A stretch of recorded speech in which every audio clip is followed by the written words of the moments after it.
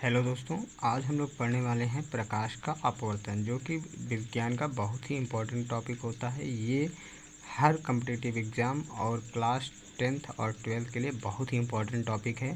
तो आइए वीडियो को शुरू करते हैं और सीखते हैं कि प्रकाश का अपवर्तन क्या होता है। देखिए, यहाँ पे बताया गया है कि जब प्रकाश की किरण एक माध्यम से दूसरे माध्यम में प्रवेश करती है तो वह अपने मूल मार्ग से विचलित हो जाती है। प्रकाश के इस गुण को प्रकाश का अपवर्तन कहते हैं। यानी सीधे सीधे कहा गया है, जब प्रकाश की किरण एक माध्यम से दूसरे माध्यम में प्रवेश करती है तो वह अपने मूल मार्ग से विचलित हो जाती है। तो आइए देखिए, इसको फिगर द्वारा समझते हैं। जैसे कोई हम एक पृष्ठ ले लेते हैं, इसके ऊपर एक माध्यम होगा, ये मान लेते हैं माध्यम 1 है। ये क्या है? माध्यम 1 है। और इस पृष्ठ के नीचे की तरफ हम लोग मान लेते हैं कि माध्यम 2 है। ये माध्यम क्या हो गया? 2 हो गया। तो यहाँ पे ये किरण होती है जो कि इस प्रकार से आती है और इस पृष्ठ पर टकराने के बाद इसका वास्तविक मार्ग जो होगा ये डॉटेड लाइन से आपको दिखाया गया है, लेकिन ये इस पर ना जाते हुए देखिए यहाँ से विचलित हो गई।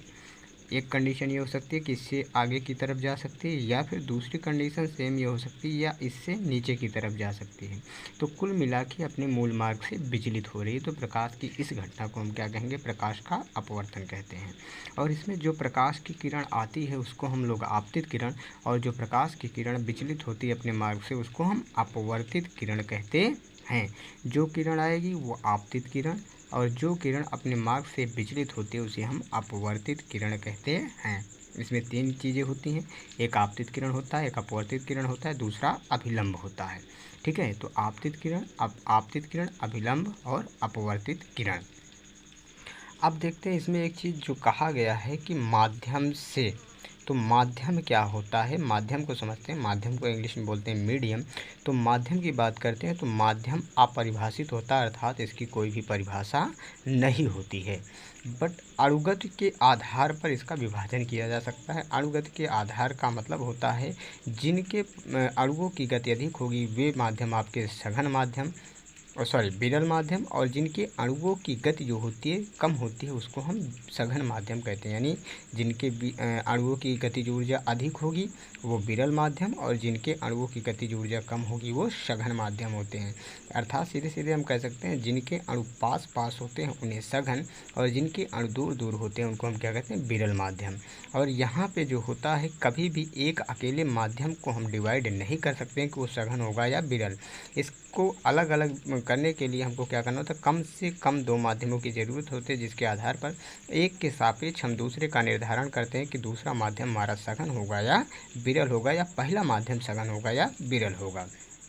चलिए अब बात करते हैं आपतन कोण किसे कहते हैं। आपतन कोण जो होता है इसको आई से रिप्रेजेंट किया जाता है, और आपतन कोण का मतलब होता है आपतित किरण और अभिलंब के बीच अंतरित कोण को हम आपतन कोण कहते हैं। आपतित किरण और अभिलंब के बीच जो कोण बनेगा उसे हम लोग आपतन कोण कहते हैं। जैसे चित्र से समझें तो ये आपतित किरण है और ये अभिलंब है, तो इसके बीच में जो कोण बनेगा इसी कोण को हम आपतन कोण कहते हैं। यहाँ पे देखिए, ये आपतित किरण, ये अभिलंब, इसके बीच में जो कोण बना इसको आपतन कोण कहते हैं। अब देखते हैं कि अपवर्तन कोण किसे कहते हैं। अपवर्तन कोण को हम किससे रिप्रेजेंट करते हैं? आर द्वारा रिप्रेजेंट किया जाता है। तो अपवर्तित किरण और अभिलंब के बीच अंतरित कोण को अपवर्तन कोण कहा जाता है। यानी ये आपकी आपतित किरण होगी, ये अपवर्तित किरण होगी। तो अपवर्तित किरण और अभिलंब, ये अपवर्तित किरण, ये अभिलंब, इसके बीच में जो कोण बनेगा उसे हम क्या कहेंगे? अपवर्तन कोण कहते हैं। अगर अभिलंब की ओर झुक रही है तब ये कोण बनता, अगर अभिलंब से दूर जाती तब भी अपवर्तित किरण और अभिलंब के बीच का जो कोण होता है उसी को हम क्या कहते हैं? अपवर्तन कोण कहते हैं। अब चलते हैं, हम बात करते हैं अपवर्तन के नियम, यानी प्रकाश द्वारा अपवर्तन जो होता है वो उसके कितने नियम होते हैं, किन कंडीशन में अपवर्तन हो सकता है, वो क्या है। तो प्रकाश के अपवर्तन के मुख्यतः कितने नियम होते हैं? 2 नियम होते हैं। हम लोग जानते हैं प्रकाश के अपवर्तन के मुख्यतः 2 नियम होते हैं, जिसमें जो प्रथम नियम होता है इसको हम लोग स्नेल का नियम भी कहते हैं, और ये 10th है 12th या किसी भी एग्ज़ाम के लिए बहुत ही इंपॉर्टेंट टॉपिक है स्नेल का नियम।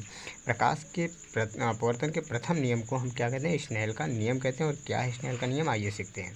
तो यहाँ पर होता है आपतन कोण की ज्या साइन आई, यानी जो आपतन कोण होता है वो आई होता है, और कहीं भी ज्या लिखा जाए तो उसका मतलब है उसके साथ साइन लगा है। तो आपतन कोण की ज्या साइन आई तथा अपवर्तन कोण की ज्या साइन आर का अनुपात सदैव एक नियतांक होता है। यानी साइन आई और साइन आर जो होगा, अगर इसका हम भाग करते हैं तो हमको एक नियतांक मिलेगा। वही चीज़ ये कहा गया कि आपतन कोण की ज्या तथा अपवर्तन कोण की ज्या का अनुपात सदैव एक नियतांक होता है। यहाँ पे जो यन है वो क्या हमारा अपवर्तनांक है। यन क्या है? अपवर्तनांक है। यन हमारा क्या होगा? अपवर्तनांक होगा। और ज्या किसी के साथ लगा हो तो उसके साथ हम साइन लिखते हैं, और कोज्या लिखा हो तो उसके साथ कॉस लिखते हैं। तो स्नेल का जो नियम होता है, या हम कह सकते हैं प्रकाश के अपवर्तन का जो प्रथम नियम होता है वो होता है आपतन कोण की ज्या तथा अपवर्तन कोण की ज्या का अनुपात सदैव एक नियतांक होता है। n equal to sine i upon sine r. अब बात करते हैं द्वितीय नियम की। प्रकाश के अपवर्तन का जो द्वितीय नियम होता है वो क्या होता है?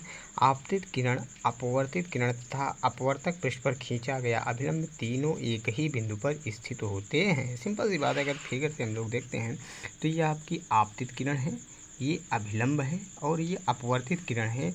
ये अपवर्तक पृष्ठ के एक ही बिंदु पर तो स्थित हैं।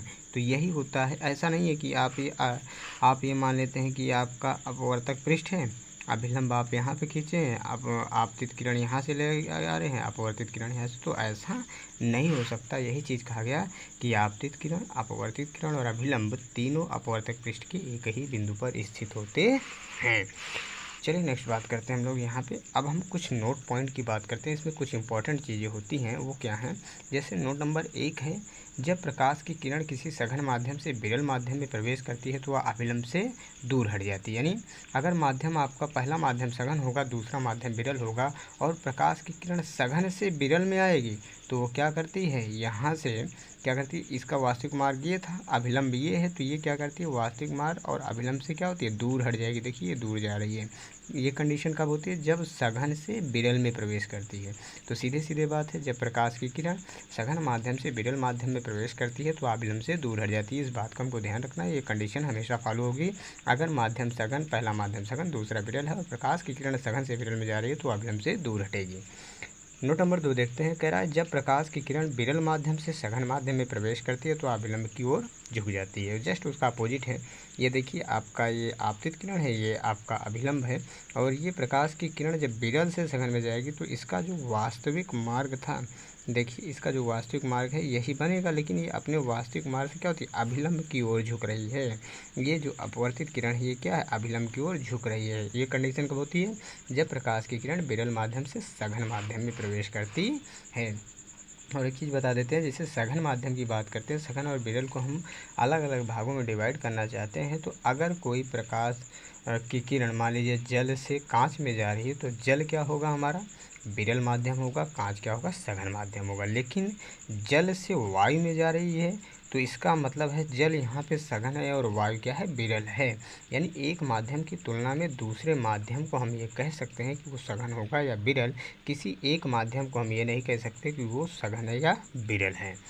तो आज की वीडियो यहीं तक रहेगी दोस्तों। अब नेक्स्ट वीडियो में हम देखते हैं, नेक्स्ट वीडियो में जो बात करेंगे वो होगा सापेक्ष एवं निरपेक्ष अपवर्तनांक की, क्रांतिक कोण की, प्रकाश के पूर्णांतरित परावर्तन की, प्रिज्म द्वारा प्रकाश के अपवर्तन की एवं वर्ण विक्षेपण की। यानी अगर हम प्रकाश के अपवर्तन की बात करें तो लगभग 80% सिलेबस जो होगा प्रकाश के अपवर्तन का वो हम लोग नेक्स्ट वीडियो में कवर कर जाएंगे।